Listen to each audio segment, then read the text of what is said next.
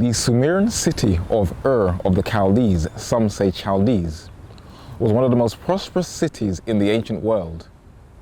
It was a highly sophisticated, technologically advanced culture which was no different to our modern-day digital world. But what made it so unique? This is part one of a two-part study. In part two, we'll be looking at prophecy, but in part one, we'll be looking at history and look at the way the past affects the present. And as I encourage at all times, please research everything you see in this study. The 19th century was a time of deep searching, scientific discoveries, exploration, and the development of new inventions and also reinventions of things that we still use today.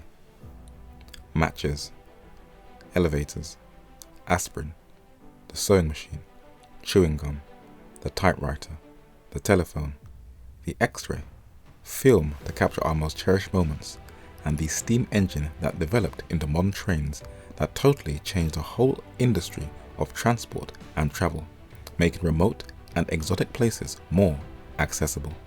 Men could now re-explore the most distant parts of the earth, log the data, and give us a much clearer understanding of this global terrain and how nature works in different parts of the world. Travel also helped to once again reconnect mankind, where a closer and deeper understanding of each other's ethnic groups and their distinct unique features could be now more closely studied and documented. But with a thirst for knowledge, different ideas were to also clash with each other over who has the right interpretation of how this world came into existence. The current dominant worldview that is rooted in Western thought has shaped almost every department of thinking. And with its rejection of God, man believes that he can now take God's place and experiment with the human genome, stepping outside of ethical boundaries and teaching children from very young that they are nothing more than brute beasts who are governed by animal instincts and not by a divine mandate, but live by the code of nature, the survival of the fittest, where different ethnic groups are compared to an animal in a zoo. And a man who compiled this idea cleverly racialized human history, putting one ethnic group at the very top of human intelligence. This idea has influenced English literature, and a generation is definitely being educated in this worldview of man's origins. The man who introduced this idea to the modern world is still revered, where many take selfies alongside his statue in the Natural History Museum in London, England. And this 19th century naturalist, Charles Darwin, still influences in the digital world of the 21st century how people view the past, how they look at the current and present world, how we view each other, how we approach sexuality and politics, and how businessmen and bankers approach economics. But at the same time, the 19th century also saw a deep search of the Bible. After so many wars and the abolition of slavery, people really searched the pages of the Holy Scriptures to see whether it still had any relevance to the modern world. Bible seekers not only wanted faith, but like Moses and Gideon, wanted to see something visible and tangible to strengthen their faith. The British Museum in the 19th century opened the doors to the distant past, and one of its most viewed exhibits is the history of the Orient, the Near East. The two men who reintroduced us to this culture were Sir Henry Kendrick Rawlinson on the left and Sir Austin Henry Layard on the right. With a skill-trained eye for detail, they were one of the very few extremely rare Western scholars that could intelligently assess human history without measuring the accomplishments of every ancient culture with the technological and scientific achievements of modern-day Europeans. That is a very rare gift and skill in academia. Very few can do that. But they laid a very solid foundation for the turbulent beginnings of the following century. My mom didn't want me dying in some white man's war.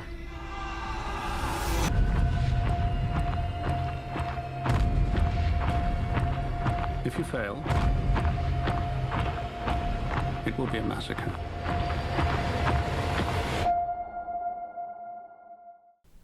During World War I, when European nations whose monarchies were all related to each other by marriage were fighting over land expansion and the control over each other's vast colonial territories, that had more human casualties than the 901 major wars of the past 2,400 years combined, sending millions of highly educated, innocent young men to their deaths, as well as many very loyal men from their colonial territories that stretched across the globe. In the first year of that war in 1914, a young man, while excavating and surveying the Middle East, was interrupted by the war and had to temporarily give up his full-time archaeological work and enlisted into the army, where he served as a British intelligence officer in Egypt during World War I. He was in charge of the British Museum's excavations at Karşıymış in Turkey until 1914, where he stands in this photo on the right alongside a bas-relief of the ancient Hittite culture. But it was his excavations in Iraq that made him a hero in the West, but a criminal thief in the East, that he brought to light a long-lost culture. Just off Clapton Road in the east of London is a road called Southwall Road, and a 1-minute walk into that road there is a plaque dedicated to where he once lived, and Sir Charles Leonard Woolley is described as an archaeologist who excavated the Sumerian city of Ur of the Chaldees in modern-day southern Iraq. He logged his fieldwork and documented it in a number of autobiographical publications, and this is what he said. Ur lies halfway between Baghdad and the head of the Persian Gulf, a society in which the architecture was familiar with all the most basic principles of construction known to us today. The merchant carried on a far-flung trade and recorded his transactions in writing. The army was well organized and victorious, which carried the civilization of the Sumerians from the Persian Gulf in Western Asia to the mountains of Anatolia in Asia Minor, to the shores of the Mediterranean Sea in southern Europe and North Africa. Agriculture prospered and great wealth gave scope to luxury. Masses of vessels in copper, silver, stone, including exquisite examples of volcanic glass, lapis lazuli, alabaster and marble and gold, carnelian, agate and chalcedony, quantities of fine painted pottery, bowls of greystone, and a large number of cockle shells. Since he penned those words in 1929, almost a century later, men are still intricately studying this ancient city, for it holds a lot of clues to the past. And as we carefully go through this study, we will observe that this city was no different to our modern-day built-up societies, and we will get an understanding of what the patriarch Abraham left behind.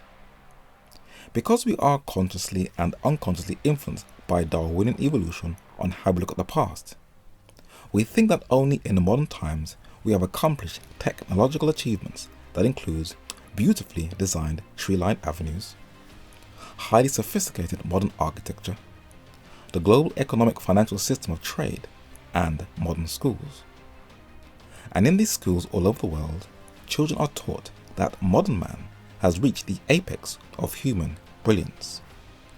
But that is a distorted view of history, for the modern English alphabet can be traced right back to Sumerian and its wedge-shaped alphabetic script called cuneiform.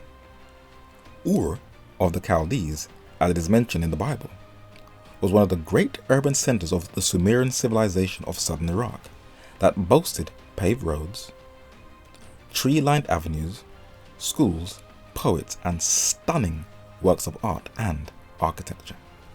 The kingdom was governed by a real administration and code of laws. Sumerian script called cuneiform is the earliest known writing system in the world, according to London's Telegraph newspaper. Our journey will now build and pick up in the Orient, the Middle East, a place that attracted men in the 19th century who wanted to earnestly understand the development of human culture. What did the men of Ur actually look like? The Assyrian people are the indigenous, oldest people in the Middle East. They belong to the ancient Assyria, Babylon, Nineveh, Ur, and they live in that area and establish, and given the humanity, the civilization. That man was a descendant of the ancient Assyrians, who once ruled an empire that brutally dominated and terrorized the Middle East, which stretched into Europe, where they are usually depicted as very muscular, with long, flowing black hair. The different Arab tribes also looked very similar to their Assyrian neighbors in facial features. And as you carefully observe the men of this region, though they differ, they all have a similarity about them. Kings were usually bearded, and prime ministers, and especially the priests, were usually clean-shaven. The men of Syria also looked quite similar. Some of them looked like they have deep unresolved childhood issues. The next-door neighbors in Iran differed a little. Though they were light brown, some were of a very dark brown complexion. This was a common occurrence throughout the Middle East and Asia, as well as in other parts of the world. The Mediterranean people of ancient Crete in southern Europe had either very dark brown skin, and some had a very light brown skin. The black Nubians of the Sudan also had a mixture of some with very dark brown skin and others who had a lighter shade of brown. All ethnic groups varied in their melatonin skin pigment, but the people of the Middle East, though differing in their appearance, all had a distinct genetic phenotype, that very big nose, a distinct characteristic trait of the descendants of the biblical Shem. And this was what the men and women from Ur of the Chaldees looked like, as can be seen from these artifacts in the British Museum. And you can get a picture of what the patriarch Abraham must have looked like. This society was a very highly sophisticated, technologically advanced society that flourished and prospered for many years. The people of Ur worked with every material that they could find. They made beautifully designed cups from ostrich eggs, a method that was also used in the Sudan and later on in Greece. The royal staffs were made from wood, and one of the most dominant materials they used was clay, where it was sculpted into everything from bowls and vases, and the preserving of their history on clay tablets inscribed with cuneiform inscriptions. They could carve into stone using a very early pressure flaking technique called lithography reduction, a process of shaping a hard material from its early natural state into either an ornament, tool, or weapon. This takes a skillful technique that reflected creativity and advanced technology. These sculptures from the Sumerian city of Ur could carve an image of either a human or an animal from different materials that showed that they had a knowledge of mathematics, a sense of perspective and anatomical detail, and the creativity of the self-aware. But how similar were they to our modern society? You'll see that they were no different to us. The 21st century's boom of tech companies has led to a recent dramatic demand and supply in minerals to boost the production of electronic devices that drives the modern tech industry as well as the automobile and aviation industry. The mining industry has drastically increased in sales that is pivotal to the world's economy, making a total revenue of $683 billion in 2018, up from $93 billion in 2002. China is the largest consumer, producer, and exporter of rare earths that supplies the different minerals that makes up the parts of our modern tech gadgets to safely function. People think that mining and the science of geology, the study of rocks and minerals, has only come about in the modern world, but it has been a consistent custom from antiquity. Men have always been mining the earth and studying the different materials in the earth and their different value, and have sculpted and shaped these rocks into absolutely beautiful design pieces of artwork. These skilled stonecutters of Ur were able to cut through such hard material with technological precision at such an early time period and neatly engrave pictographs, phonograms, and a logophonetic writing system today we call cuneiform into hard rock, so that generations of people, thousands of years later, could see the genius of these men, where every rock that was mined, quarried and imported was worked upon and delicately sculpted with their creative mind. While cutting into stone, the earliest men of Iraq used an igneous rock, one of the first materials alongside clay. And living in this modern high-tech world, you may wonder what is the sharpest cutting instrument on earth. It is not Damascus steel from Syria in the Levant on display in London Science Museum, neither the samurai sword from feudal Japan in London's Victorian Albert Museum, neither the sharpness of a single crystal diamond cutting tool that many people think is the sharpest cutting instrument on earth. But from around the 50th century BC, these blades made from the volcanic glass obsidian are still the sharpest cutting instrument on the earth, whose cutting precision is far superior to that of a modern surgeon's steel scalpel. Also from that same material in Iraq, the stonemasons of Ur sculpted a beautiful shaped carved bowl from obsidian. The men of Ur were to also use different mined minerals to create their different wares. In Sir Austin Henry Layard's excavated work that he documented in his discoveries in the ruins of Nineveh and Babylon, he wrote in 1853 that the engraved gems and cylinders discovered in the ruins bear ample witness to the skill of the Babylonian lapidaries. The figures are cut with delicacy and spirit. 76 years later, in 1929, Sir Charles Leonard Woolley confirmed what Layard saw in his own observations, and he wrote that the carvings of these seals with the combination of naturalism with form style bespeaks a state of society, and highlighted in red, well advanced on the road to civilization properly so called. Most of the cylinder seals are roughly about the size of an AA battery, and the early sculptors of Sumeria intricately designed their art into different minerals. This cylinder seal is made from aragonite, a whitish, yellowish calcium carbonate mineral, and this one was made from calcite that has the greatest variety of crystals than any other mineral, where they also made different shaped pottery and vases from this mineral. This bowl was made from gypsum, a colorless to white calcium sulfate dehydrate mineral that the Assyrians were to later use in the 9th to 8th century BC, whose engineers were to intricately carve the Sumerian human-headed, five-legged eagle-wing protection deity called Lamassu that was usually in pairs at the entrances of the ancient Assyrian palaces in Iraq. The vase on the left from Ur was made from the metamorphic rock marble, and the jar on the right with the lid on the top was made from the greenish-looking mineral called chlorite. So the Sumerian sculptors of Ur could carve and sculpt from clay, rock, and minerals, but they also perfected sculpting from another material with a skill that also existed in the surrounding nations of Afro-Eurasia. Sir John Gardner Wilkinson is one of the credited founders of modern Egyptian studies in the English-speaking world, whose papers are in the Bodleian Library in Oxford, England. In his 19th century 2-volume work, The Ancient Egyptians, he documented an ancient craft that existed from antiquity. From the mention in Genesis chapter 24 verses 47 and 53 of the earrings and bracelets and jewels of silver and gold in the days of Abraham, Wilkinson said, "It is evident that in Asia as well as in Egypt, the art of metallurgy was known at a very remote period." The metal techniques that are in use today to bend, mold, and shape different metals were already known by the metalsmiths of Ur. They could remove traces of metals from rocks in a process called smelting.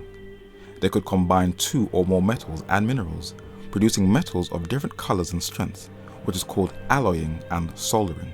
And they also use the metal technique called chasing, where a single piece of metal is hammered on the front side, sinking the metal. This bowl from Ur is dated to around 3000 BC and was made from the metal tin. They were also able to take silver, a soft greyish-white metallic chemical element, compound it and carve it into some of the most beautiful works of art that includes cups, vases, and bowls. They also made use of the metal copper and sculpted different things from it, also for their society. That includes this copper alloy vessel that is bound with a silver wire, working with different metals to create one object. But there is one metal that is probably the most used throughout recorded history, starting from antiquity and still in use to this very day, that can be found in religious temples, jewelry, and coinage, just to name a few. Gold is a dense, bright yellow, rare earth metallic chemical that is widely dispersed throughout the Earth's crust. It was the first metal that caught man's attention, and in the early days, says J.A. Wiley, gold was the most plentiful metal, for it was the first metal to be mentioned in the Bible, where it was abundant in what was once the world's largest and purest uncontaminated natural botanical garden, and it is one of the most stable commodities in the global stock market, with the gold bullion standard, those solid fine gold bars that are in the vaults of central banks around the world.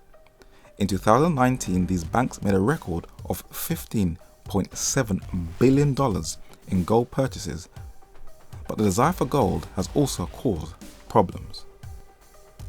In the 19th century, between 1846 and 1870, California's indigenous Indian population plunged from around 310,000 to 30,000, with an ethnic cleansing program endorsed by the Catholic missions and sanctioned by the state and federal government, where many of the murders were committed by the United States Army.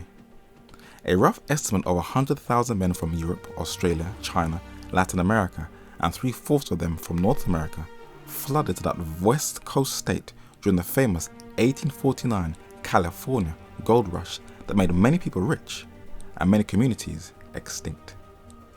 The cryptocurrency Bitcoin Gold is a relatively new currency to the financial market, but how long has gold money been in existence? The oldest coined money in the world is from the Lydian state in Asia Minor, and it was minted from gold and silver from around the 7th century BC. In Egypt and North Africa, the Turin papyri of Egypt that was rediscovered in the early 19th century, that has been dated to around 1150 BC, is the oldest known surviving topographical, geographical, and geological map of the ancient world thus far, that has the oldest detailed description of a gold mine where they would mine for gold near the Nile River. And a recent document has shown that Egypt's neighbor, the Sudan, was also mining for gold in the earth from its embryonic beginnings. And these discoveries shows us that extracting minerals from the earth is an extremely old profession. Gold was the leading commodity that the black Nubians exported and traded with their next door neighbor Egypt, and this Nubian gold was then shaped and adorned for the lids of some of the earliest stone jars, and some of the wealthy in Egypt had their mummified bodies encased within a gold coffin. In Europe, the Varna necropolis gold treasure collection was rediscovered in 1972 in Bulgaria in Southeast Europe, and it is dated to the 5th millennium BC, and it is considered as the oldest human processed gold collection in the world on record thus far. And what it shows is that the earliest of men were not primeval savages at all, when they newly settled into their own territories. Further up into Northern Europe, there are also beautifully designed gold sculpted work from both England and Ireland in the ancient English section of the British Museum that is dated to around 2100 BC to 1100 BC. Some of these items include bracelets and cups, which shows that the metallurgists in the Northern Hemisphere thousands of years ago were technologically skilled, and that metallurgy existed in all continents at roughly around the same time. But the metalsmiths of Ur were excellent at their craft, intricately designing a golden sword with its detailed designed sheath. There is nothing new. They sculpted a beautifully designed golden helmet dated to the 26th century BC, where even the hair in a bun is neatly designed into the back of the helmet. When we look at modern day gold rings and know that a whole film series plot is made about them, the intricate design is amazing, especially when you see the process it went through to make it by these modern day goldsmiths. But it is not new. Gold rings were already being made thousands of years ago in Ur of the Chaldees by their metalsmiths. We are only reviving a lost art. Those men of the Sumerian plains in southern Iraq truly put the ing into bling. They probably made more objects out of solid gold than any other community around the world. The metalsmiths of Ur could sculpt gold into anything they wanted to, that included different thin sheets into a gold leaf, as well as sculpted bowls, earrings, cups, vases, vessels, jewelry, and cosmetic dishes. And the cups and vases were made by using the special technique of chasing. But how did the structure of the ancient Sumerian city work? How were they able to keep themselves financially stable? It functioned exactly the same way as our modern day society does, by using both a micro and a macroeconomic system to govern its society and to keep itself financially afloat. So as we have clearly seen, Ur of the Chaldees and the surrounding nations in Afro-Eurasia operated no differently to our modern world. And when men are mining for the different minerals that make up our modern-day digital technological devices, it is the same mining that existed thousands of years ago. Nothing has changed. There is no new thing under the sun. But guess what? Even their economy functioned the same way, where they also had a global trade. Today, sincere men and women are carefully combing through the materials that has been handed down to us from the archives of the oldest cultures in the ancient world, whether they be an accredited academic or a normal civilian, to piece together the different clues of man's early origins, and it is amazing what he is finding all over the world. In Afro-Eurasia, scientists are looking at a DNA that is showing what the earliest of men were like. But though we all have the same evidence in front of our face, man has to wrestle with an established modern Darwinian worldview versus a biblical worldview. But the evidence is showing that the earliest of men were brilliant-minded and creative. The world's oldest footwear are woven sandals that were discovered in 1938 in Fort Rock Cave in Central Oregon in the United States. They were made from the aromatic shrub sagebrush that is found in North America. The world's oldest known crown on record was discovered in the Judean desert near the Dead Sea in 1961. It is dated to around 4000 BC, and it was carved from the metal copper. The world's oldest axe was made from the igneous rock basalt by the forefathers of the Australian Aborigines. Fishing has been around from the beginning, and the oldest fish hooks were discovered on the Japanese island of Okinawa in East Asia, and were made from snail shells. The oldest known musical instruments thus far on record are a number of flutes that were discovered in a cave in southern Germany in Western Europe that were made from bird bone and mammoth ivory. And what about painting? The oldest known painting kit is the first known instance for deliberate planning, production, and creation of a compound, and it was made by the earliest of men of South Africa, who have the oldest art studio in the world, as well as the world's oldest evidence of chemistry. These discoveries from cultures all over the habitable globe once again shows that the earliest of men were not primeval savages at all, but were creative, innovative, highly sophisticated, and technologically advanced from the very beginning, and men who had a biblical worldview were fully aware of this. The museums of Egypt, Dr. Wiley said, in the lands of Italy, of Greece, of Assyria, and of India, the Great Valley of Mississippi, as well as in the regions of Mexico and Yucatan, display numerous indications of imitative skill. The same is observable in the arts of various tribes of Africa, Polynesia, and of other modern races in an equally primitive state.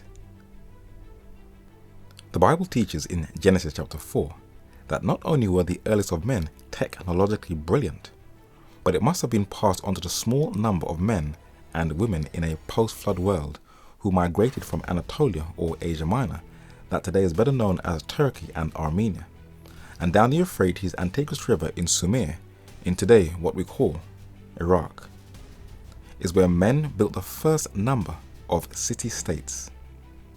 Archaeology is now confirming that places like Göbekli Tepe in the southeastern Anatolian region of Turkey is the site for the oldest known monumental architecture, the world's oldest known temple on the earth, where men cut into limestone and shaped them into large T-shaped pillars. Also in that region known as the Fertile Crescent was the city of Babylon that has handed down to us many of the things we use today. Göbekli Tepe has been labeled as the origin of civilization, and Iraq has been titled as the cradle of civilization. But what exactly is civilization? The word civilization comes from the Latin root civic, which means citizen or city. It is when a community of people using the different materials available to them develop roads, architecture, and clothing from textiles, metals, plastics, clay, rocks, wood, and they also experiment with science, maths, astronomy, and agriculture, and create a government with sometimes a huge metropolitan city complex. And men are confirming that civilizations are no older than 7 to 8,000 years old. But archaeologists are enraged at the cold-hearted warhawks of the United States government, whose military have not only put graffiti on priceless architecture in Iraq, but whose fighter jets have dropped bombs on sacred sites that have stood the stress of time for thousands of years, greatly damaging the home of Abraham in Ur of the Chaldees, that has helped us to piece together some of the vital missing pieces of the past. It was the early culture of Ur and its horned deity that was passed down to the Assyrians, who inherited their culture. But what have the Assyrians passed on down to us today? What did we inherit from them? In 2007, it was noted that the Assyrians invented timekeeping, paved roads, door keys, libraries, magnifying glasses, aqueducts, flushing toilets, and even guitars. They also pioneered the calendar. The Romans are usually credited for the invention of roads that stretched throughout their vast empire. But what we see today that came down from the Assyrians was originally from the Sumerian city of Ur. We inherited things like the calendar, the stringed instrument the guitar, the famous Roman aqueducts, the flushing toilet, and door keys have only been reintroduced into our modern world, and the US Library of Congress, that has the largest collection of books on Earth, was preceded by an even older one, and an evolutionist and eugenicist had to put the facts before his beliefs. And H.G. Wells said that the most remarkable collection of ancient documents in the world is the Old Testament. Ashurbanipal, Greek Sardanapalus, the son of Esarhaddon, became a great collector of the clay tablets of the past, and his library, which has been unearthed, is now the most precious source of historical material in the world. The 7th century BC lion-hunting Neo-Assyrian monarch Ashurbanipal was the son of Esarhaddon, an Assyrian king and military strategist who is mentioned twice in the Bible and whose busts are in the Pergamon Museum in Germany and also in the British Museum. Ashurbanipal built an extensive royal library consisting of over 30,000 tablets that incorporated Assyrian and Babylonian texts that included hymns, diplomacy, letters, medicine, tablets of synonyms, different alphabetic scripts, literature, poetry, lists of kings, omens, divination, legislations, financial matters, history, law, and geography. It also has some of the most important tablets that were records of astronomy that documented the movements in the heavens. Auroras, better known as the Northern Lights, are dazzling light shows that take place when waves or change particles from the sun collide with Earth's magnetic field. And there are 3 Assyrian and Babylonian cuneiform tablets dated from the 7th century BC that describes red clouds or red glow in the night sky. They are the oldest documented record of the Northern Lights, preserved in clay on cuneiform tablets, and the people who inhabited the ancient plains of Iraq had a brilliant understanding of astronomy and mathematics. But how did they acquire that knowledge? Today, when we look at the different crystal instruments that help us to enlarge an object, from a small magnifying glass that we can hold in our hand to a telescopic lens in an observatory, it is generally believed that the creation of the lens is a modern phenomenon, with its development by scientist and mathematician Sir Isaac Newton.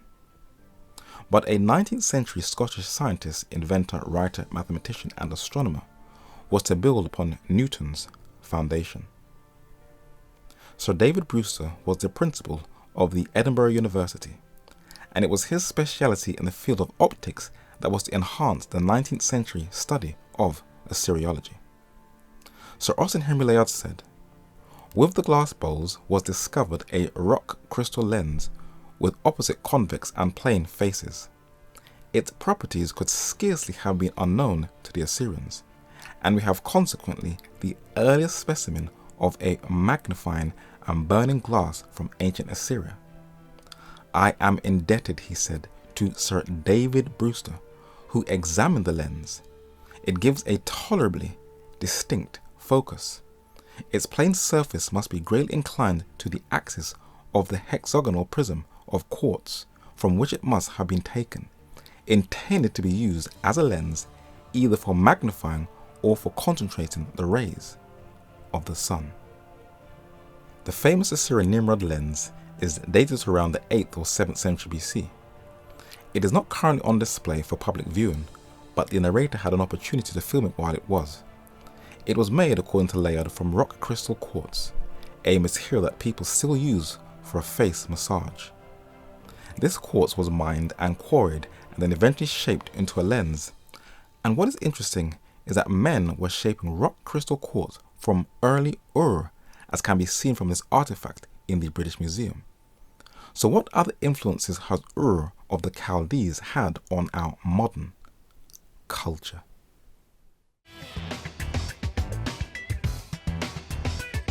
GDP is an important gauge of the overall health of an economy. It stands for Gross Domestic Product. Simply put, GDP measures the total value of all goods and services in a country. That means it measures a lot of stuff worth a lot of money. Here in the UK, GDP is around $2.5 trillion per year. In the United States, the world's biggest economy, it's around $19 trillion every year. Thousands of years ago, successful farming was the bedrock of sophisticated city-states such as Ur and the powerful kingdoms in which they were sometimes welded together. The key to a lot of the function of society was the very rich agriculture and the concentration and control of the surplus to support priests, temple personnel, the hierarchy in general, and specialist producers in metalwork, pottery, and everything else that made up the complete economy. In its heyday, Ur was a hub of trade ranging as far as Afghanistan, India, Turkey, Oman, and Egypt. Great Britain is known to have one of the oldest modern styles of democracy, and its current head of state, Queen Elizabeth II, is the longest lived and longest reigning British monarch. She has seen successive governments and prime ministers come and go, but this structure of government is far from new. On a green cylinder seal from Ur in the British Museum is seated on the right under the moon god King Ur-Nammu, and in the center between two female deities on the left is his prime minister. As you can see, this structure of government goes right back to antiquity. All countries have laws. If not, there would be total chaos. And the law code of that same king, Ur-Nammu, that is dated to around 2100 BC, is the oldest known surviving legal text or law code in the world that was compiled during the Sumerian Renaissance in the city of Ur of the Chaldees. All governments need a well-trained and loyal military to protect its borders, its interests, and its civilian population from an outside invasion so that a nation can last and keep its stability. And when men are in the midst of battle, they need the most up-to-date equipment that includes body armor to shield their bodies from being riddled with bullets, especially a strong helmet that will protect their cranium from being targeted in warfare. But this is not a new thing. In the British Museum, there is a skull of a military officer from Ur with a copper helmet to protect his cranium, and the famous Standard of Ur, as Sir Leonard Willis said, is adorned with the well-trained military of Ur of the Chaldees, with one of the oldest depiction of the wheel. Music is without question one of the most powerful mediums in the world. Even if you're not a trained musician, you can easily create your own beats in your head or just simply tap them onto a hard surface that can vibrate. And no matter where you go in the world, it seems to be one of the main driving forces of that unique individual culture. It can be used for positive motives that can create a calming environment for a pregnant mother for her newborn baby while it is still growing in the womb. And scientific studies have shown the psychological effects positive music can have on our mental state. But it can also be used negatively to manipulate individuals or communities, and governments have used it as a form of torture either in Guantanamo Bay in Cuba in the Caribbean and in Panama in South America, to name a few. The first recorded musician in the Bible, Jubal, where we get the word jubilee from, also used music negatively. The English word handle is a translation of the Hebrew word tafas, which means to manipulate. The harp is a stringed instrument whose calming melody is usually played at an orchestral performance. But the oldest known surviving harp and stringed instrument ever discovered that is made up of silver and dated to around 2500 BC is from Ur of the Chaldees in the British Museum. The narrator has no idea if people still partake in board games where family and friends used to come together and socialize, and the mobile cell phone was not an everyday distraction. But if anyone has those memories, they were the good old days. But it does not seem to be a new thing.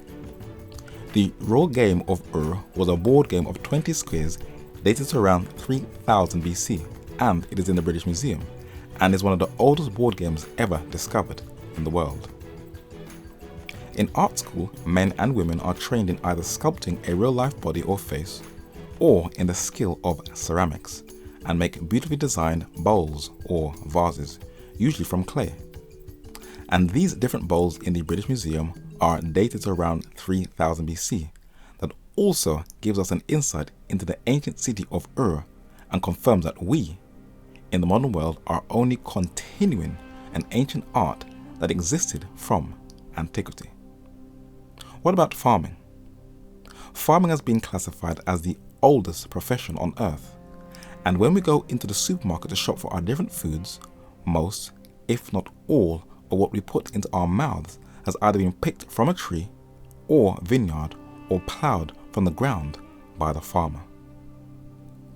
When we wake up in the morning, we should always have the most important meal of the day, our breakfast, to sustain us, which usually consists of our cereal that should fill us up. But how long has cereal been around for? As scientists do archaeological and forensic studies on the earliest cultures, they have discovered that early cereals were discovered in Göbekli Tepe in Asia Minor, in North and Central Sudan in Northeast Africa, in southern Italy in South Central Europe, and in ancient Iran in Western Asia. But the oldest profession in the world is now under major threat from many different sources. Locusts are considered a major threat to crops in many countries. The first swarms traveled to eastern Africa over the Red Sea from Yemen. It's the worst locust invasion in 70 years. Just to give you a sense of how big these swarms are, one was spotted in a part of Kenya that contained about 200 billion of these creatures, and in the sky it occupied a space 3 times the size of New York City. And as the Food and Agriculture Organization of the UN has warned, they could increase 500-fold by June if not contained and checked immediately and spread elsewhere. We had extremely wet conditions and then a number of typhoons that came in December and then created extremely favorable conditions for desert locusts to come towards Ethiopia, Somalia, and then Kenya now. Environmental and political changes can affect the whole climate of a business, and the oldest industry on earth is under major threat. As a result of the highly contagious coronavirus, Chinese farmers are struggling to get customers, especially from the US. Britain's 2020 January the 31st Brexit exodus from the European community has put many farmers in the UK under intense pressure to conform to new legislations and apply to policies that is affecting their livelihoods. But there are a number of monopolies that, if you carefully watch their growth and meteoric rise, they are slowly taking over the entire world, destroying any competition that stands in their way.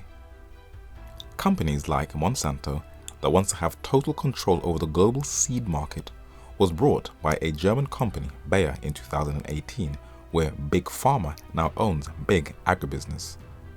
This conglomerate and its desire for dominance has weakened the farming industry in the United States and elsewhere, threatening the oldest occupation on Earth that keeps supermarkets' shelves packed and squeezing out the competition of small farmers. But she is not alone. The modern digital world has given us e-commerce that is likened to the new industrial revolution, but like an uncontrollable plague, it is absolutely destroying whole industries.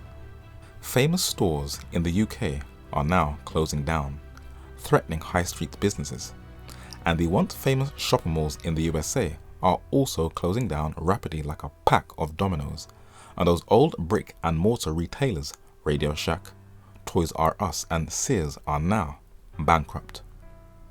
One of the companies that is key to this decline is Amazon.com, that have made shopping malls crumbling monuments of the past.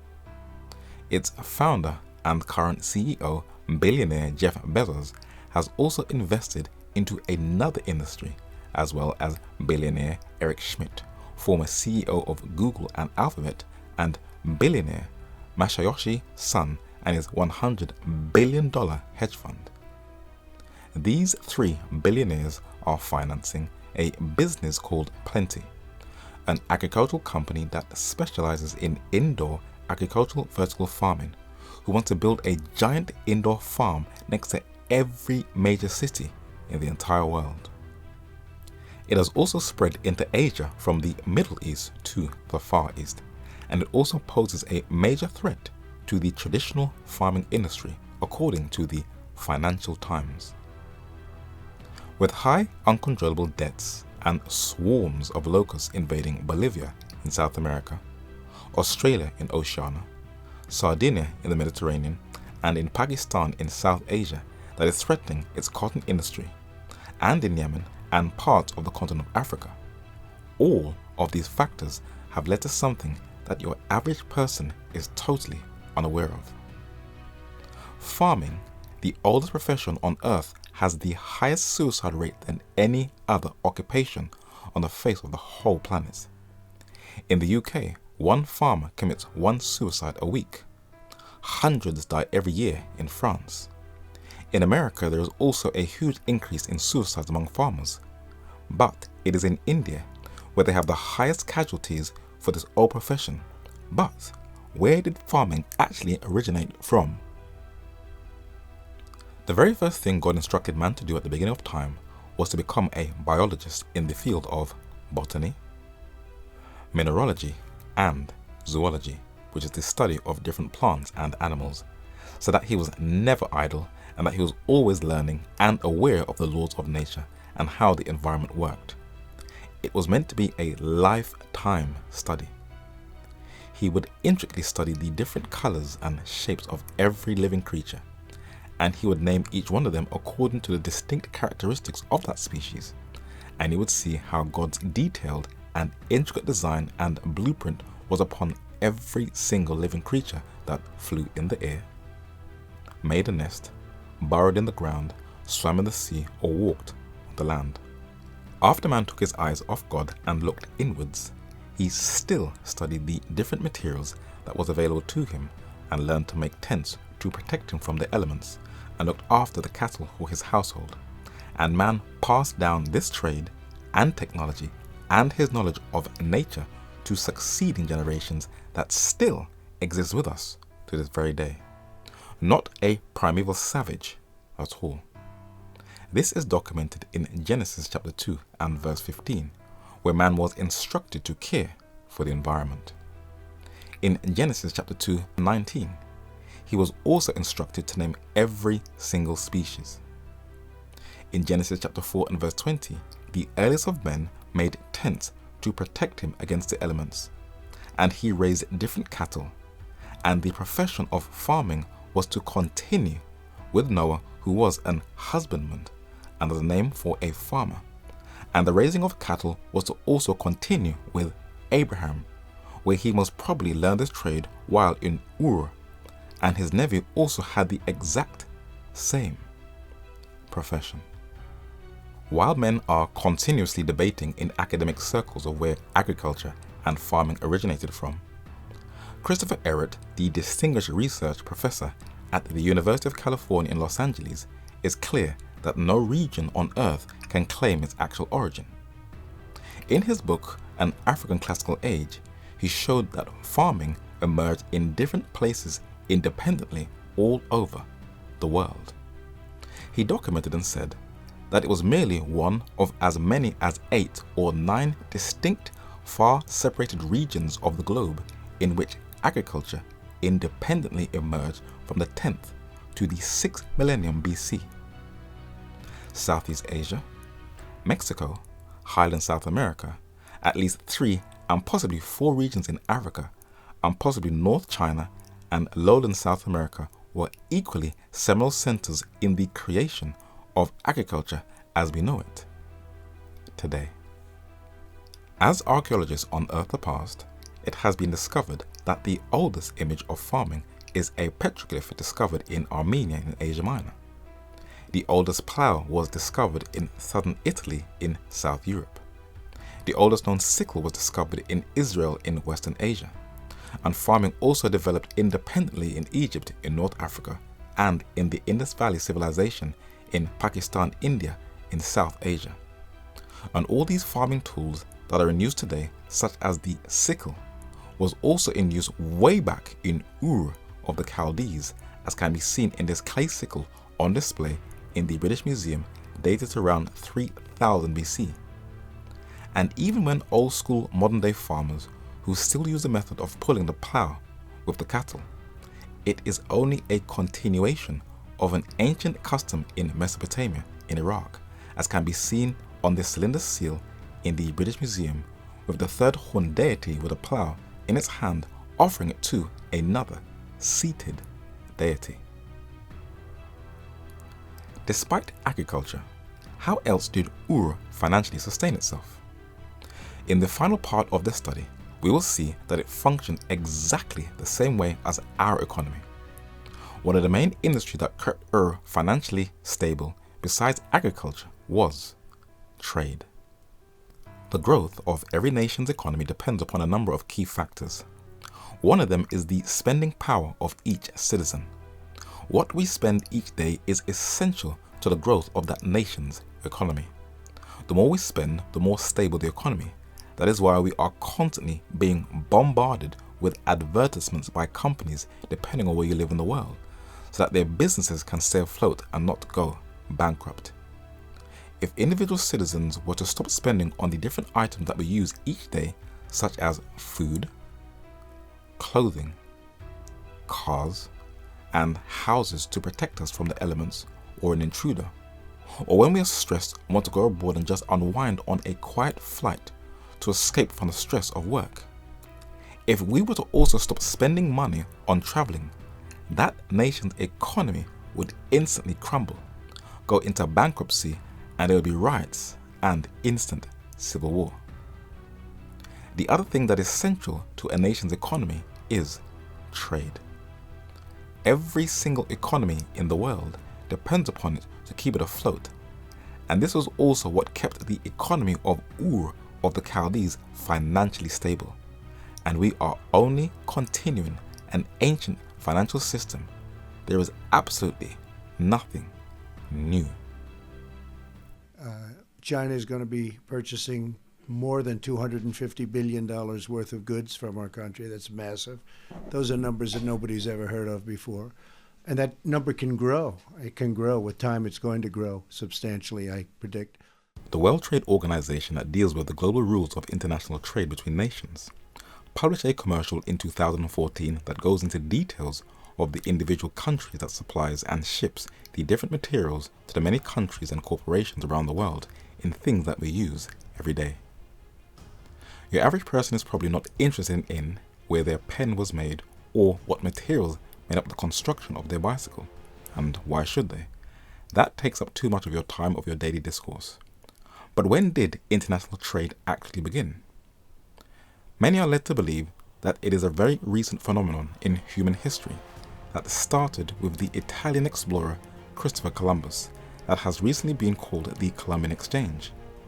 But there was one well-travelled intellectual who knew that it preceded Columbus by thousands of years, and he knew that to understand how everything works today, you have to travel right back in time for the answers. The Right Honourable Sir Austin Henry Layard was one of those very few rare people that could balance his knowledge and experience of politics with archaeology and history with a biblical worldview. At a time when many famous Western photographers, zoo owners, showmen, writers, philosophers, businessmen, historians, politicians, missionaries, explorers, geographers, scientists, eugenicists, biologists, professors, and colonialists in the 19th century were dehumanizing non-European nations through the teaching of polygenesis and calling them uncivilized, semi-literate barbarous savages. Layard had a completely different approach, and he earnestly wanted to learn from the descendants of Ur through their manuscripts and from oral tradition. He worked for the British government as the Under Secretary of State for Foreign Affairs, was the first Commissioner of Works, and he was also the British ambassador to the Ottoman Empire in Turkey. And he knew that succeeding cultures and nations learn from their predecessors, and that it was passed on down to their successors that we have also inherited today. Let us give a few examples. This human-headed four-legged winged deity from modern India was also found in the artwork in ancient Greece, the artwork from the Etruscans of ancient Italy, in the artwork of the 6th to 4th century BC Medo-Persian Empire in Western Asia, among the Anatolian culture in Asia Minor in modern Turkey, and as already shown among the artwork of the 8th to 7th century BC Assyrian Empire in northern Iraq and their next door neighbours in Mari, Syria, whose very detailed artwork that is dated to the 19th century BC also has the same winged 4 to 5-legged human-headed winged deity that is on display in the Louvre Museum in Paris, France. And going back even further, there is an early Babylonian cylinder seal in that same museum, no evolving from the different cultures involved. And as shown in a previous study from Even at the Doors, the trade of construction and the labouring of brickwork that keeps a building to be strong against the elements may seem like a new trade that has developed in the modern world.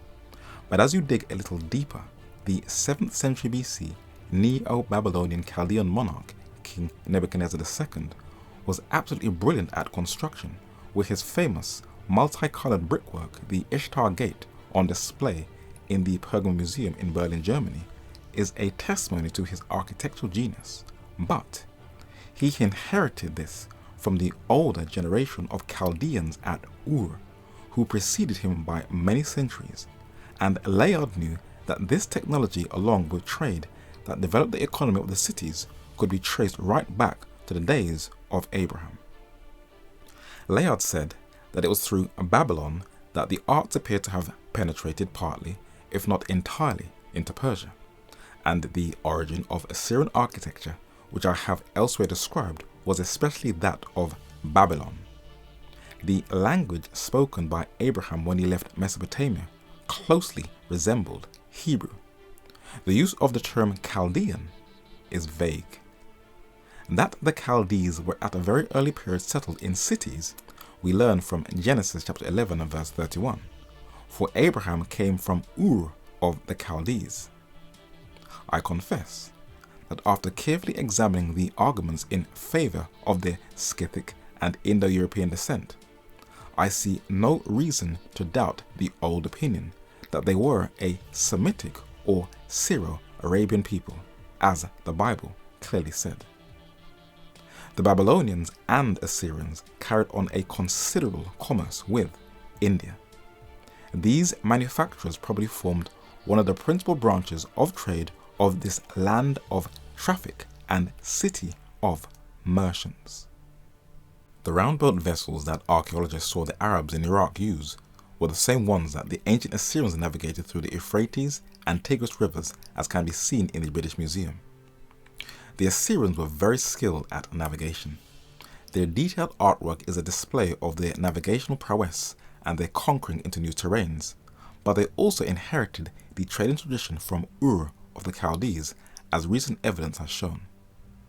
In Kultepe Kanesh, an ancient city in central Anatolia, an Assyrian settlement and the administrative capital of an Assyrian colonial network, were discovered 23,000 cuneiform documents dated from the 20th century to the 19th century BC of loans, business transactions, shipment documents, contracts, business letters, private letters and official letters that describe the political, economic, social, personal and political problems in business matters of a large scale and an extensive and very sophisticated overland trade between Ashur in modern-day northern Iraq and Kanesh in modern-day central Turkey, carried out by perhaps around 60 trading families who exported tin and textiles and brought back gold and silver.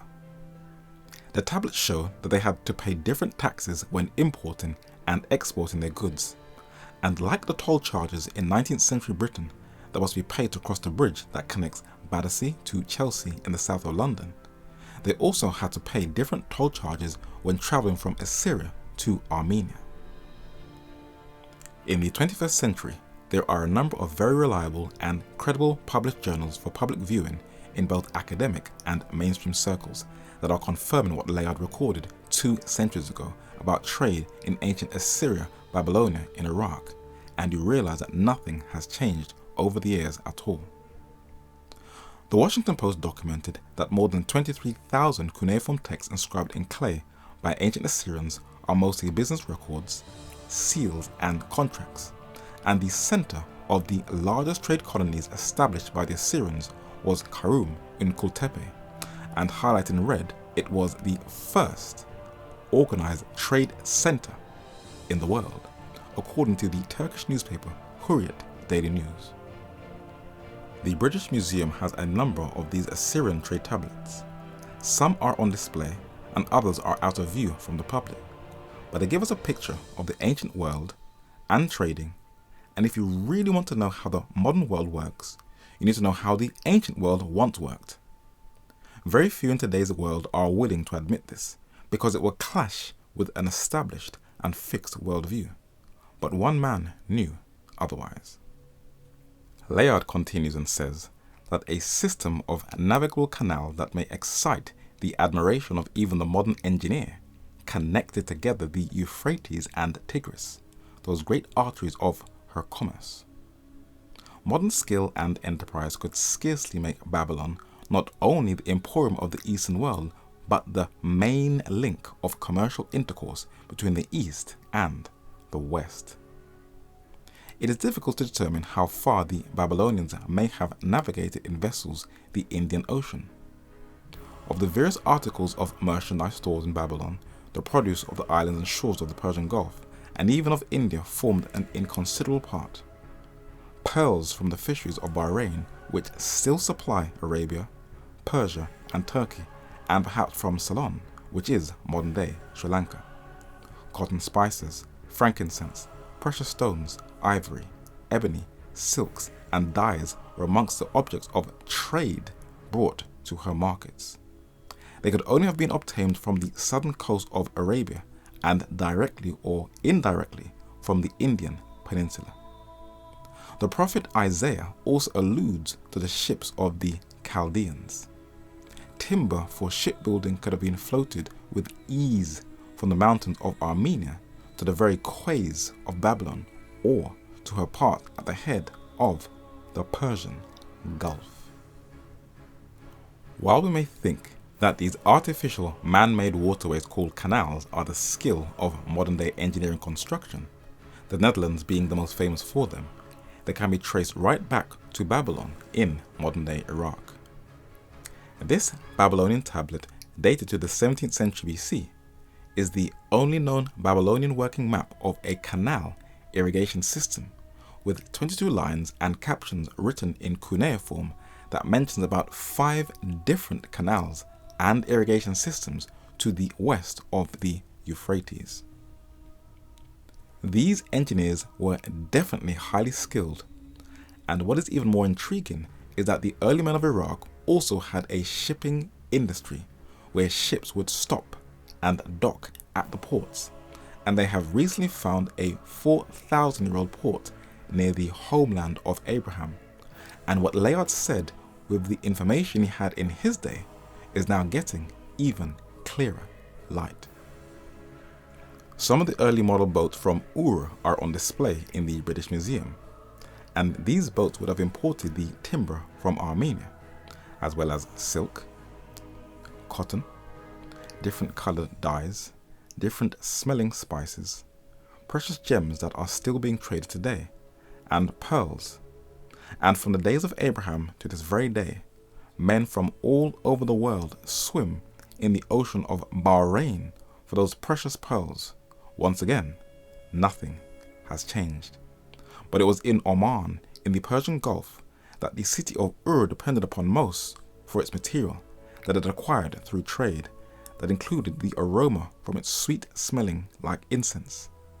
And they also swam in the depth of the ocean, where they exported the cockle shells that are on display in the British Museum from Ur, that they probably use for cosmetics. They also mined in the mountains of Oman to extract the mineral rock, diorite, that the men of Ur used to carve the faces of their rulers, as can be seen in these diorite artifacts in the British Museum. The men of Ur also imported bronze and copper that they used to make a foundation peg and their axes and many other things for daily use. When sailing through the Indian Ocean, they also imported that huge dog from India, Nepal, China, and Tibet called the Tibetan Mastiff. It was probably used as a huge guard dog, and Layard is clear that these dogs were imported from the East. And to solidify this ancient system of trade, archaeologists found seals from the Indus Valley civilization in Pakistan, India, in Iraq, that confirms that trade existed between these two ancient nations. And in both the Indian section of the British Museum and the Mesopotamian section of Ur is carnelian, a brownish reddish semi-precious gemstone mineral that was traded from India to Iraq. But there was one last precious mineral that made up most of the artwork from Ur of the Chaldees. They probably use it more than any other nation in human history. The 21st century's drive for mining for the $1 trillion worth of rare earth minerals in Afghanistan is only a revival of a custom that has been ongoing, not a new mining trend from the War on Terror. Men have been mining in the Afghan mountains for thousands of years for a very rare, deep blue, semi-precious stone called lapis lazuli. This stone was mined from the Afghan mountains, then exported through the Indus Valley civilization, then found its way on sea route to Ur in Iraq. There is a lapis lazuli rock on display in the British Museum, and the skilled artisans of Ur made some of the most intricate designs from this semi-precious rock, from the smallest artifacts that you can hold in the palm of your hand to the most detailed ornaments. These men were absolutely brilliant at what they did, and men today are still amazed that people from so very early were able to produce such highly skilled and detailed levels of art out of solid rock. But amidst the height of this highly sophisticated culture, at its zenith, one man and his family migrated out of this technologically advanced society, and that will be the main focus of the next project. But let us summarize this study. This study was not looking at neither morals nor ethics, just history, and the effects the past has on us to this very day. And we have seen how archaeology has been one of the major windows into the past, and men have to admit that the further we go back, the more advanced man is. We have inherited governments, harps, board games, ceramics, armies, mining, soldering and trade, and our laws from our ancient predecessors. So where are we going with all this information? Well, we shall find out in Part 2. In Genesis chapter 11 and verse 31 is the first time Ur of the Chaldees is mentioned in the Holy Scriptures, where a family just picked up themselves, migrated and left this highly sophisticated culture. Why did they leave this culture, and what were they leaving behind? And who created that vast Sumerian city complex, and what effect does that city have on our modern world today? In Ur of the Chaldees Part 2, we will be briefly looking at a man whose name after many millennia still lingers heavily in the Middle East from the aftermath of the modern day horrific wars. He created a rebellion against the government of heaven, and using his extraordinary height and strength, he established the first government on earth, where he made a deep impression, and he was worshipped all around the world in almost every culture. He was known as a mighty hunter, and what made him famous was that he was the first to introduce urban planning, districts, regionalism, and tight grid-like cities to keep society close to surveillance and under tight control. And today, with almost 3/4 of the Earth's population tightly squeezed onto just 2.8% of the Earth's land mass, cities will once again be used to control the masses, especially through the power of surveillance. And as this man created a name to establish his authority on the earth, the last world power on earth will revive his system and will also establish a name to enhance its own power. Who is this man who created the technologically advanced system of Sumer, also known as China?